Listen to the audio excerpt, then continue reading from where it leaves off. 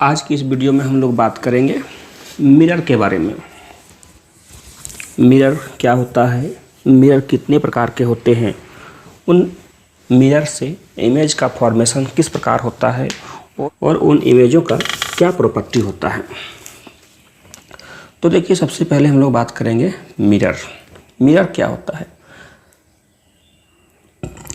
एक इमेज मैं आपको दिखाता हूँ, आप इमेज को देख सकते हैं स्क्रीन पर। इस इमेज को देखते हुए आपके मन में क्या विचार आया। ये तो सिंपल सा इमेज है, सबके घर में होता है, सब लोग देखे होंगे। हम लोग अपना चेहरा देखते हैं, बाल संवारते हैं, दाढ़ी बनाते हैं, बहुत सारा काम करते हैं, बहुत सारे इमेज का, बहुत सारे मिरर का इस्तेमाल करते हैं। अब मैं एक और आपको मिरर दिखाता हूँ। आप स्क्रीन पर इस मिरर को भी देखिए, जो गाड़ी के साइड में लगा हुआ है। यह भी बहुत सिंपल सा मिरर है, ये भी आप लोगों ने देखा होगा। इन दोनों मिरर में जो सबसे बड़ी डिफरेंस है, जो सबसे बड़ी अंतर है, वो है कि दोनों अलग अलग प्रकार का इमेज है। पहला मिरर का कुछ और काम है, दूसरे मिरर का कुछ और काम है। तो आज की इस वीडियो में हम लोग यही चर्चा करेंगे कि मिरर क्या होता है, मिरर कितने प्रकार का होता है और उन सारे मिरर से इमेज का फॉर्मेशन यानी कि प्रतिबिंब का निर्माण किस तरह से होता है। तो सबसे पहले हम लोग बात करते हैं मिरर किसे कहते हैं। मिरर का मतलब होता है कोई भी ऐसा सरफेस जिससे लाइट का रेगुलर रिफ्लेक्शन हो, यानी कि नियमित परावर्तन हो। वैसा सतह जिससे प्रकाश का नियमित परावर्तन हो, उसको हम लोग दर्पण यानी मिरर कहते हैं। The surface by which regular reflection takes place is known as mirror. Mirror के प्रकार, तो यूँ तो मिरर के बहुत प्रकार हैं, लेकिन हम लोग क्लास 10 के जिस टॉपिक की बात करेंगे उसमें हम लोग अपने टॉपिक पर जितना हमारा काम है उस पर ही बात करेंगे। तो बेसिकली हमारा जो मिरर का प्रकार है वह मिरर दो प्रकार का होता है, plane mirror, spherical mirror. Plane mirror का मतलब होता है वैसा मिरर जिसका रिफ्लेक्टिंग सरफेस प्लेन हो, और स्फेरिकल मिरर का मतलब होता है वैसा मिरर जिसका रिफ्लेक्टिंग सरफेस स्फेरिकल हो, गोलीय हो। इसके बारे में फिर हम लोग आगे चर्चा करेंगे। स्फेरिकल मिरर दो प्रकार के होते हैं। एक को हम लोग बोलते हैं कॉनकेव मिरर यानी अवतल दर्पण, और दूसरा हमारा होता है कॉन्वेक्स मिरर यानी कि उत्तल दर्पण। चलिए हम लोग सारे मिरर्स को बारी बारी से देखते हैं, किस मिरर को क्या कहते हैं, क्या प्रॉपर्टी है, क्या विशेषताएं हैं, एक एक करके हम लोग देखते हैं। सबसे पहले हम लोग बात करेंगे समतल दर्पण प्लेन मिरर का। प्लेन मिरर हम किसको कहेंगे, तो जैसा कि हम सभी जानते हैं वैसा मिरर जिसका रिफ्लेक्टिंग सरफेस प्लेन हो उसको हम लोग प्लेन मिरर कहेंगे। यहाँ पर एक वर्ड आया रिफ्लेक्टिंग सरफेस यानी कि परावर्तक सतह। ये क्या होता है, चलिए हम लोग उसको समझने का प्रयास करते हैं। देखिए, हमारे स्क्रीन पर एक इमेज है, एक चित्र है, सभी लोग इससे परिचित होंगे। यह सिंपल सा मिरर है, दर्पण है, आईना है। देखिए, इसमें अगर एक साइड से हम चेहरे को देखते हैं तो हमारा चेहरे का इमेज यानी कि प्रतिबिंब बनता है, लेकिन अगर उसकी बैक साइड से हम देखने का कोशिश करेंगे तो बैक साइड से हमें क्या दिखेगा, कुछ भी नहीं दिखेगा। तो वो जो सामने का सरफेस है जहाँ पर हम अपने फेस को देखते हैं और वहाँ से लाइट रिफ्लेक्ट होती है, उसको हम लोग रिफ्लेक्टिंग सरफेस यानी कि परावर्तक सतह कहेंगे। और जहाँ से लाइट रिफ्लेक्ट नहीं हो रही है उसको हम लोग नहीं कहेंगे।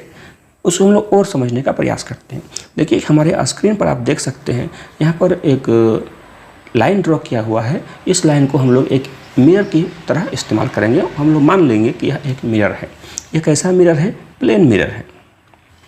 चलिए मैं इसका नेमिंग करता हूँ, नाम देता हूँ मैं M और यहाँ पर N। और यह जो मिरर है यह प्लेन मिरर है। क्यों प्लेन मिरर है, क्योंकि अगर हम इसको छू कर देखेंगे तो इसका पूरा सरफेस प्लेन होगा, मतलब कहीं पर कर्व नहीं महसूस होगा, कर्व नहीं होना चाहिए। अब देखिए, इसके बैक साइड में जो कि पेंट किया हुआ रहता है, मैं इसको सिंपल इस टाइप से ड्रॉ कर रहा हूँ। आप बुक में या और अन्य जगह पर देख सकते हैं कि जहाँ भी मिरर का रिप्रेजेंटेशन होता है सिंबल, तो उसके पीछे में इस टाइप से ड्रॉ कर दिया जाता है। इसका मतलब हुआ कि जो भी रिफ्लेक्शन होगा यह इस साइड से होगा, ये इसका रिफ्लेक्टिंग सरफेस हुआ। रिफ्लेक्टिंग सरफेस यानी हम इसको हिंदी में कहते हैं परावर्तक सतह। परावर्तक सतह।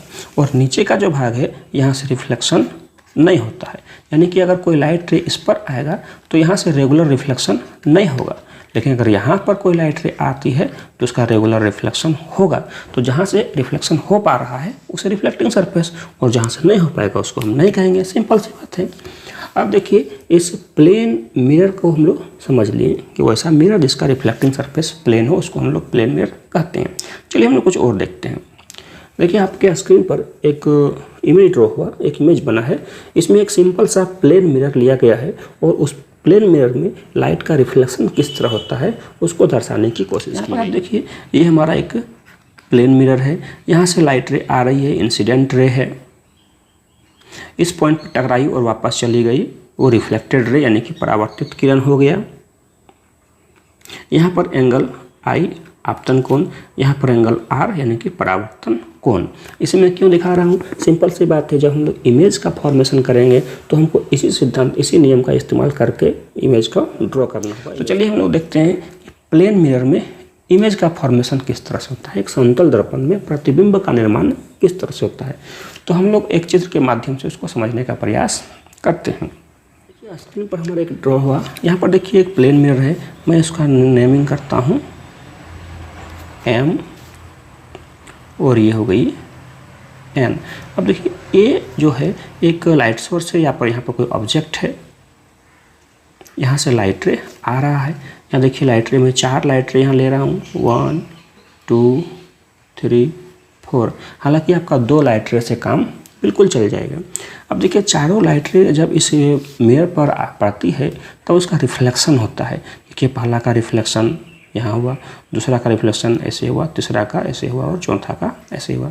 अगर इस चित्र को हम गौर से देखें और सोचें तो ये चारों लाइट रे को अगर हम आगे बढ़ाने पर देखेंगे कि कहीं पर जाकर के ये मिलेगी नहीं, तब इसको क्या करेंगे, पीछे की ओर डॉट डॉट से मिलाएंगे तो हमको ऐसा लगेगा कि यहाँ पर ये जाकर के ये मिल गई। इसका मतलब यहाँ से ये आती हुई प्रतीत हो रही है। तो ये जो ए डैश पॉइंट है यह ए का इमेज बना, यानी हम बोल सकते हैं A dash is the image of ए।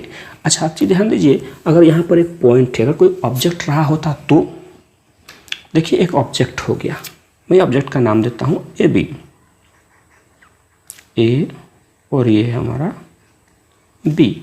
अगर ए बी ऑब्जेक्ट हो रहा होता तो उसका इमेज कैसे बनता? देखिए इमेज बना, इमेज हो गया ए डैश बी डैश। तो यहाँ ध्यान दीजिए ए बी ऑब्जेक्ट है यानी कि वस्तु है,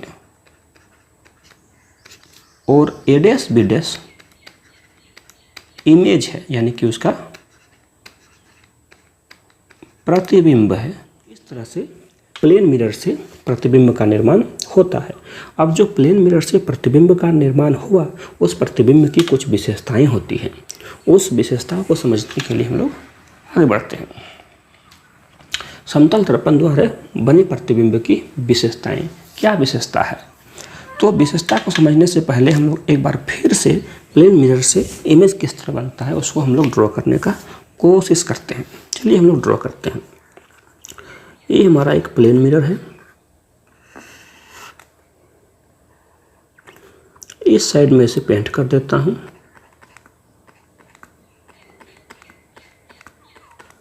ये सीधा नहीं हुआ है, उसको आप नेगलेक्ट करें। मैं नाम देता हूं एम एन, और यहाँ पर हमारा एक ऑब्जेक्ट है,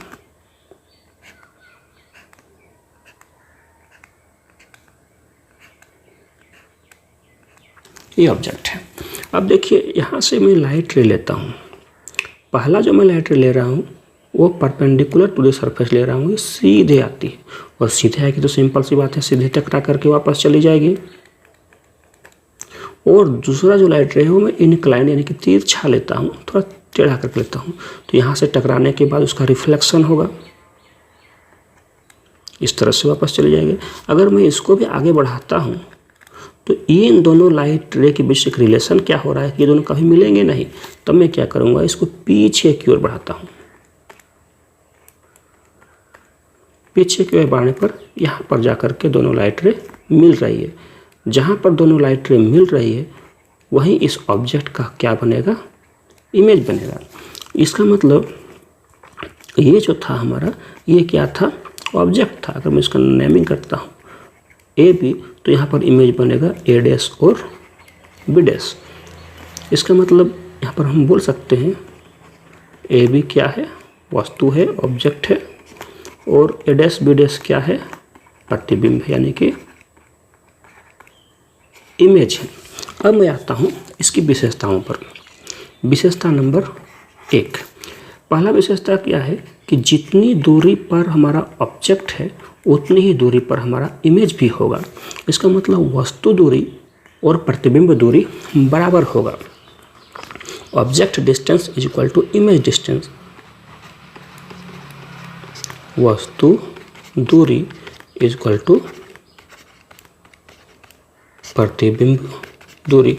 वस्तु दूरी को हम लोग दिखाते हैं U से और प्रतिबिंब दूरी को दिखाते हैं हम लोग V से। दूसरा विशेषता है जितना बड़ा साइज का ऑब्जेक्ट होगा उतना ही बड़ा साइज का इमेज भी होगा। यानी कि वस्तु की ऊंचाई बराबर प्रतिबिंब की ऊंचाई। वस्तु की ऊंचाई को दिखाते हैं h से, प्रतिबिंब की ऊंचाई को h डैश से। तीसरा जो है वो इम्पोर्टेंट है। इम्पोर्टेंट क्यों? क्योंकि समतल दर्पण से जो भी प्रतिबिंब बनेगा वह सीधा बनेगा। सीधा यानी कि इरेक्ट। इसका मतलब क्या हुआ? इसका मतलब हुआ कि अगर कोई ऑब्जेक्ट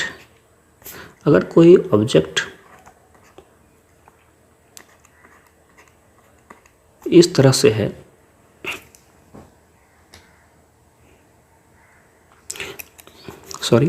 अगर कोई ऑब्जेक्ट इस तरह से है तो उसका प्रतिबिंब भी इसी तरह से बनेगा, यानी कि सीधा बनेगा, ना कि ऐसा। अब ध्यान दीजिए, अगर ऑब्जेक्ट मेरा ऐसे है और प्रतिबिंब ऐसे हो गया तो हम बोलेंगे इसको उल्टा। इसको हम लोग क्या बोलेंगे? उल्टा। लेकिन ये हमारा उल्टा नहीं है, ये हमारा सीधा है। तो समतल दर्पण से जो भी प्रतिबिंब बनेगा वह सीधा ही बने। और चौथा जो सबसे इम्पोर्टेंट प्रॉपर्टी है वह यह है कि समतल दर्पण से जो भी प्रतिबिंब बनेगा उसका पार्श्व परिवर्तन होगा। पार्श्व परिवर्तन होगा। इसका मतलब क्या हुआ? लेटरल इन्वर्सन या लेटरल चेंज। लेटरल इन्वर्सन या कहीं कहीं हम इसको लेटरल चेंज भी कहते हैं। लेटरल चेंज, स्पेलिंग पर ध्यान ना दें।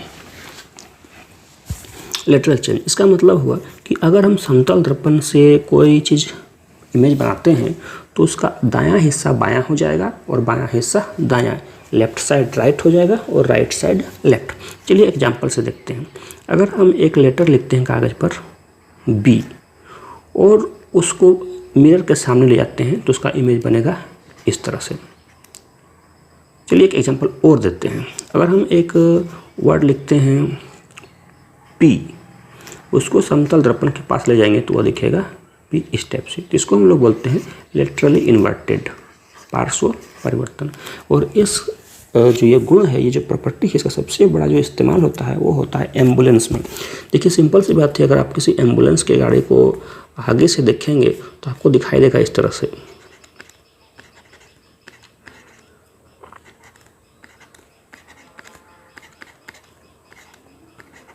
इस तरह से ज़रा गौर कीजिए, क्या इसको हम एम्बुलेंस बोल सकते हैं? बिल्कुल नहीं।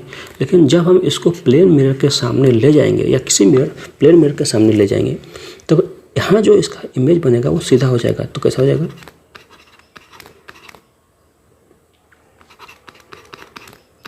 ऐसे हो जाएगा।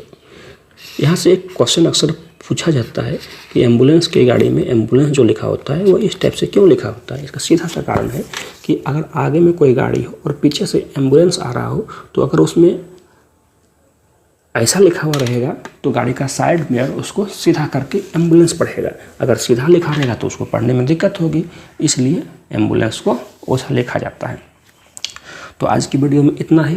दोस्तों वीडियो कैसी लगी अपने विचार ज़रूर बताएं। अगर अच्छा लगे तो लाइक करें, बहुत अच्छा लगे तो और लोगों से शेयर करें ताकि दूसरे लोगों को भी इसका लाभ मिल सके।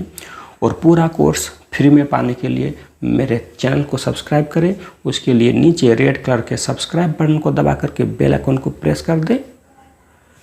फिर मिलते हैं एक नई वीडियो में, तब तक के लिए बाय।